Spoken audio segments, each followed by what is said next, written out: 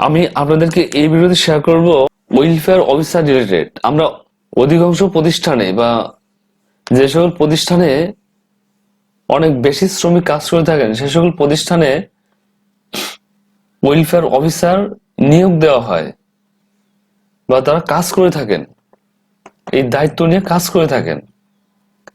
এখন এটি কেন মেনটেন করা হয়? দেখুন, যখন একটি প্রতিষ্ঠানে অনেক শ্রমিক কাজ করে থাকেন, এখন এই শ্রমিকরা যখন কোনো সমস্যা ফেস করবে বা কোনো প্রবলেম ফেস করবে, তখন তারা কোথায় যাবে? এই জন্যই ওয়েলফেয়ার অফিসার নিয়োগ দেওয়া হয়। এবং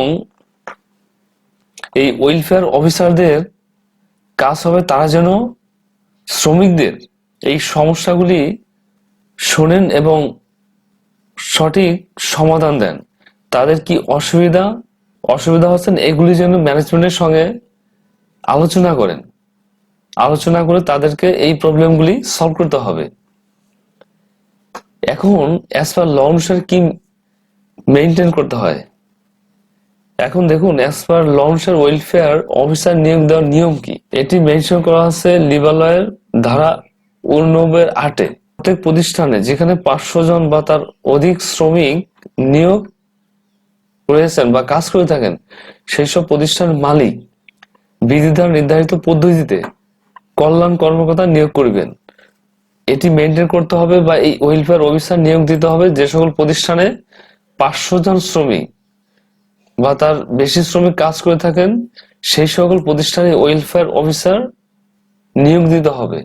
এটি অ্যাজ পার ল অনুসারে মেনটেন করতে হবে। এখন এই ওয়েলফেয়ার অফিসার যখন নিয়োগ দিবেন, নিয়োগ দেওয়ার পর তারা শ্রমিকদের সঙ্গে পরিচয় হবে, বিভিন্ন সময়ে তাদের সঙ্গে দেখা করবে বা অনেক প্রতিষ্ঠান মেনটেন করে থাকে ফ্লোর ওয়াইজ, যেখানে শ্রমিক কাজ করে থাকেন সেইখানে ওয়েলফেয়ার অফিসার বসবেন, তার বসার জন্য একটি স্থান থাকবে।